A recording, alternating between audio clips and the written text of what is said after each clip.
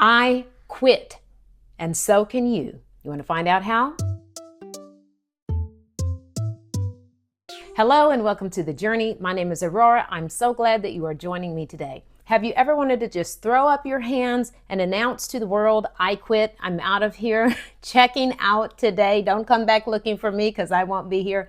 Well, I feel you. And I'm sure that we have all come to a point in life in different areas where we've said, I just can't do this anymore, I quit. Well, did you know that there are some things that we do need to quit? Now, I know the word quit can feel like a four-letter word for some of us. You know, I'm no quitter. Quitters never win. And we have all these cliches that go along with quitting. And we're normally trying to convince people that we should not quit anything. Well, while I agree that there are certain things that we should not quit, there are some things that we just need to throw up our hands and say, you know what? I quit. And we don't know what's coming on the other side of that quit, but oftentimes there is great freedom, there is great discovery, there are new doors that open. So let's talk about that today. Now, I'm very excited because one of the reasons that I wanted to start this channel was to be able to share resources with people. I just love finding resources that are helpful to me and then sharing them with other people because I like to just spread that around. So in this video today, I'm going to share a resource that I found while I was going through my own journey. And thankfully, I had already come to the point where I was willing to quit some things and I was willing to quit some ways of thinking, even some activities, some behaviors. But I really just was in a place where I could use a little confirmation that what I was doing was good, that it was right, that it was healthy. And so I'm so grateful that I came across this book. And the name of this book, actually, if I remember the author stating correctly, she said when she first wrote the book, she named it I Quit. Well, it has since been updated to this title, The Emotionally Healthy Woman by Geri Scazzero. That's Geriscazzero. I just want to spell it for you in case you want to go find it. By the way, here's a plug for Hoopla. I don't know if you've heard of Hoopla, Hoopla, but it is an app you can get where you can have access to free resources simply by entering your library card. So if you like reading, you even like videos, audiobooks, and things like that, and you especially like them for free, well, download that Hoopla app, plug in your local library card, and see what your library has available. That's actually where I was able to read this book, The Emotionally Healthy Woman. Now, back to the book. The title, it is directed towards women, but you do not have to be a woman to receive and to benefit from some of these principles that she's talking about here and the experiences that she's had in her own life. Because male or female, there are some things that we need to be able to face and even quit. So when I came across this book, as I was stating, I had already come to that point in my life where I was willing to do some things differently. I knew that it was time to make a change, but this book really ended up being a confirmation for me. It's like seeing somebody prepare the way for you. Sometimes we can even feel like we need permission to do something that we really already know on the inside is what we need to do, but maybe we don't see others around us doing it. It's kind of like the man that ran the 1 minute mile. I can't remember his name right now. You can put it in the comments below if you know who I'm talking about. But no one had run a 1 minute mile to that point. Well, when he broke that barrier, then everybody just started running that 1 minute mile. So when we see someone go before us and do something new, hard, or different, it just kind of prepares the way for us and brings confirmation to our lives that we are on a right path. So this book, as we've already talked about, has to do with this woman's journey when she learned to quit some things, which brought her into a greater place of freedom and a greater experience in life and relationships. Even her relationship and her walk with God improved when she began to say, I quit. So she has this book broken down into 8 sections. There's 8 I quits. Now I'll cover those 8 I quits very quickly, and then we'll take some time to go through each one. We'll probably do half in this video, and we'll come back next week and do half in the other half in the next video. So her first I quit is quit being afraid of what others think. That's a good thing to quit. Number 2, quit lying. And it might not quite be what you think it is, but we all can afford to quit lying in different ways. Number 3, quit dying to the wrong things. I love that chapter. Number 4, quit denying anger, sadness, and fear. Love that one too. They're all good. Number 5, quit blaming. Number 6, quit over functioning. Number 7, quit faulty thinking. And number 8, quit living someone else's life. Oh, these are so powerful. I hope that as you're listening, you're already like, oh my goodness, you're looking on Hoopla or Amazon and you're just typing in the name of this book. If that's the season that you're in and this bears witness with you that it could be helpful, I think you're going to get a lot out of it, even just from looking at those sections that we just named the titles of the chapters. So let's jump right in to the first title. And what I love is practicality. We have talked several times along the journey in these videos that we've been putting out about being willing to make adjustments, being willing to step away from some things, being willing to even quit some things. But it can be hard to know exactly what we're talking about. What do I have permission to quit? What do I have permission to walk away from? Well, a lot of times I don't like to get too specific because I really like for Holy Spirit to be able to teach us and speak to us. Even while a person's talking, He's the teacher and He's the one that's speaking to us in our own hearts. So I really love to leave space for Him to be able to specify what it is that you need in your own life, heart to heart and directly to you. But I also do love for things to be practical. I think spirituality without practicality is like half of a revelation. We need the whole thing so that we can walk it out while we're living this life. So we will get a little bit more specific, especially in this book. She does go into great detail and she tells a lot of stories. And I tell you, she's just so candid and she's very open. And that's one thing that I appreciate about the book. She's not holding any punches. She's not sugarcoating and she's not pretending. She really just kind of gets down to the nitty gritty and is very honest about her journey and where she has been, and may even say some things that challenge what we think is allowed. You know, sometimes we look around and say, wait, are you allowed to do that? I don't think she's allowed to quit. I don't think she should be allowed to do that. But I love pioneers. I love people with that pioneering spirit that will plow the way and say, something's got to give, something's got to change. And I have found that in this book. I hope I've kind of whet your appetite for it a little bit. And we'll just go over the sections, starting with section 1. She says, quit being afraid of what others think.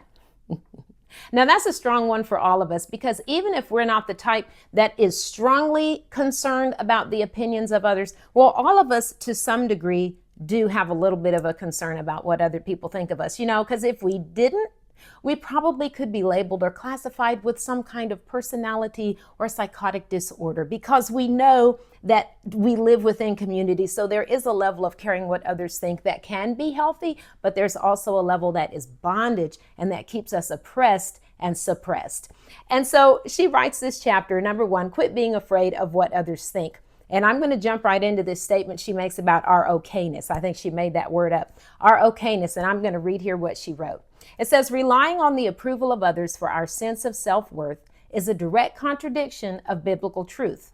Our okayness, that is our lovability, our sense of being good enough, ultimately must not come from others, but from 2 foundational remedies. And the first one is we are made in God's image, understanding that. And the second one is we have a new identity in Christ. And we won't get into that. We'll let her explain it to you when you read the book. But our okayness, our sense of approval, must come first and foremost from God. And then from others, they're just adding to that foundation that should already be present. It's then and only then when we're actually able to release that fear and quit being afraid of what others think.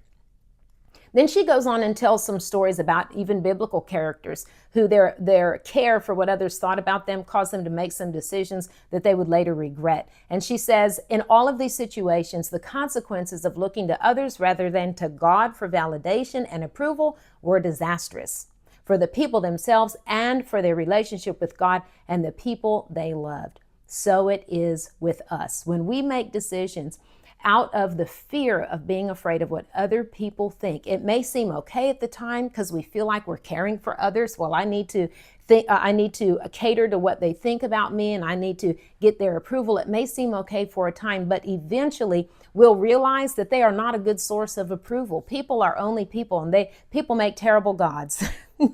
And eventually we will realize that, and it can lead to a degree of bitterness and even resentment in that relationship. So even though it may work for a time, it's eventually going to affect those that we love negatively, even though we thought maybe that we were trying to help them with those decisions we were making. Now, I like this because she gives 4 reasons to stop living for the approval of others. And number one is when we live for the approval of others, we violate our own integrity. God has made us each unique individuals, and we can't live in a pattern of another person or even for the approval of another person. Because if we as people have our own way, we will fashion people after our own image. But God has fashioned us after his own image. And so that's on us to get in tune with that and walk it out. And number two, it says, what or whom you love is at stake. And that's what we mentioned a minute ago. When we're living for the approval of others, it'll work okay for a little while, but eventually it'll wear us out. That candle will burn all the way down to the bottom. There will be nothing left, and it will end in broken relationships, not just with ourselves, but even with others. And number three, the pain of your present situation is so great, you have to make a change. Now, I know, as we've mentioned before, we've all probably found ourselves in that situation in one scenario or another. The pain of our present situation is so great, we have to make a change. And it comes to the point where it's like, I don't even know what's on the other side of this change. I don't know what's on the other side of this I quit, but I'm already struggling and suffering now. So at least I will have taken the chance that things could improve if I make a change and maybe even quit some things that are not working.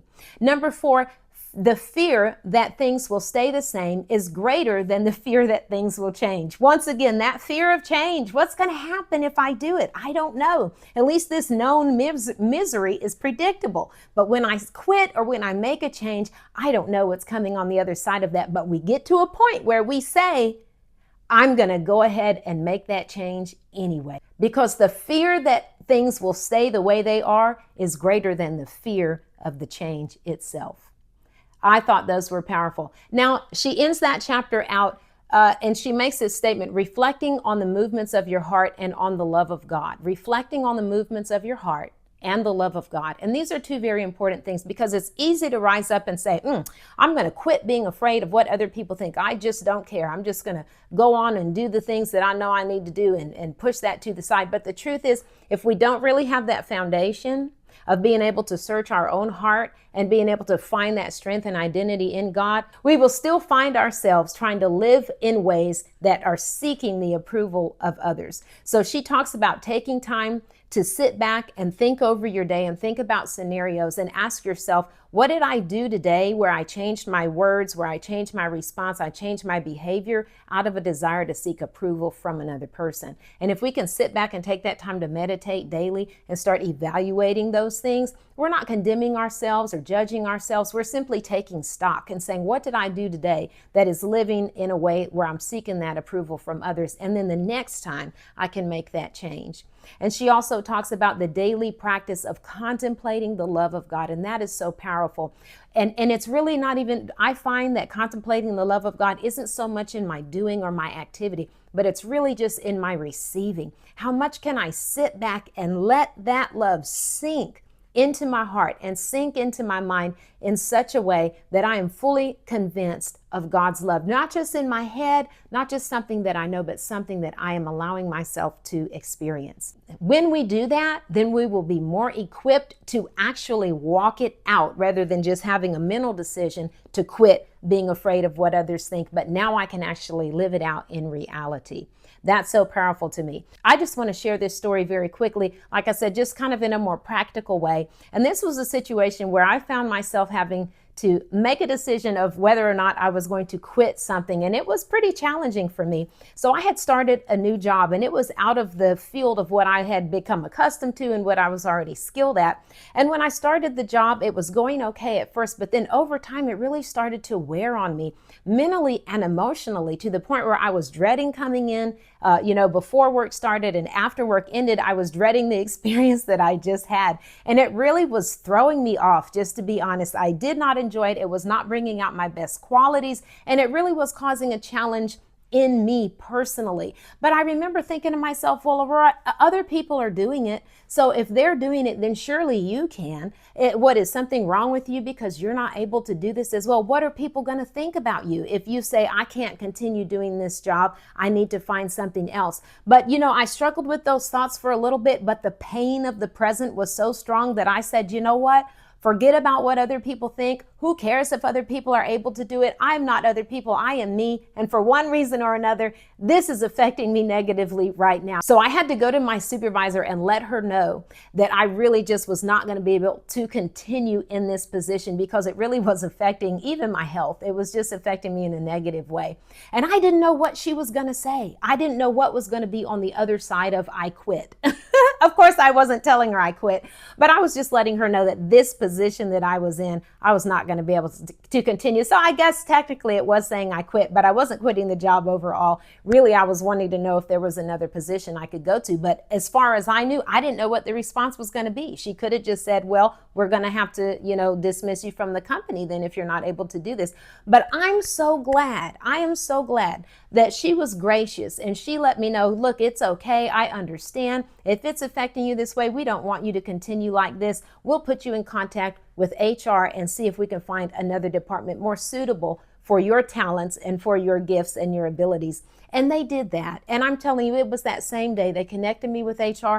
They sent me over to another department. And let me tell you, that was a godsend. I mean, there was so much in that department that I learned, not just as far as work goes, but from my leadership at the time. They were just so gracious and loving. And really, it brought a level of healing into my life. You never know what God will use to help us along our journey. And I guess that's just a story for another day. But either way, I was faced with that. Do I hang on to this even though basically it's like killing me, quote unquote? Not really. But it was really, really stressing me out to the point that it was affecting my health. But I didn't want to face the judgment of others if I said I can't do this. But you know what? I had to go ahead and do it. I said, I cannot keep doing this. And so I reached out, but thank God that was a wonderful door that opened, but I didn't know what was on the other side. It really took some boldness. It really took some courage because I didn't know. And I don't know about you, but I like to eat. So right now I need a job so that I can work and I can continue eating. So really it took a lot of courage. It took a lot of courage, but mostly it was the pain of the current situation that was propelling me forward into that place of decision. So that's just a story that I have. And surely you can think of some times in your life where you had to face that decision. What are people going to think of me if I quit this? They're going to think I'm not strong enough. They're going to think I didn't have faith. They're going to think I wasn't committed. They're going to think that something is wrong with me. Well, you know what? At a certain point, we just have to throw all that away and say, I'm just going to make a decision that I need to make right now, not through the minds of other people, but through my own mind and through my own walk with God. And I'm going to make that choice and deal with the results as they come.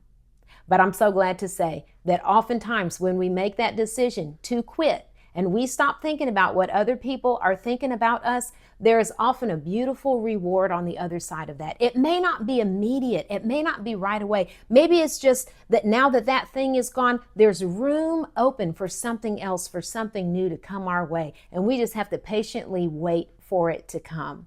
So obviously, I did not get to finish those first 4 sections. This is still section 1, and I'm going to go ahead and end our video here. But I hope that this has enticed you a little bit. We will come back and talk about some of the next chapters. We won't take quite as long, I hope, on the next sections, but it's just so hard to skim through because to me, when I read this, I was like, you're kidding.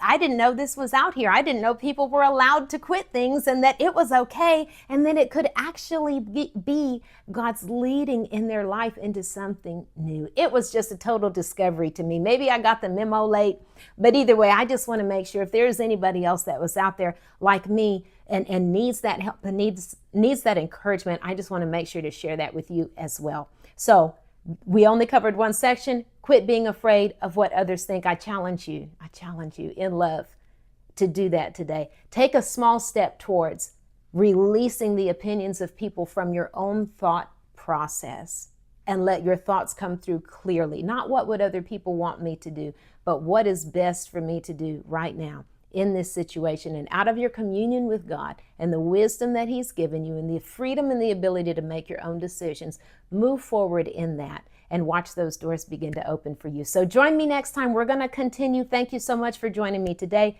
We'll see you next time. Bye-bye.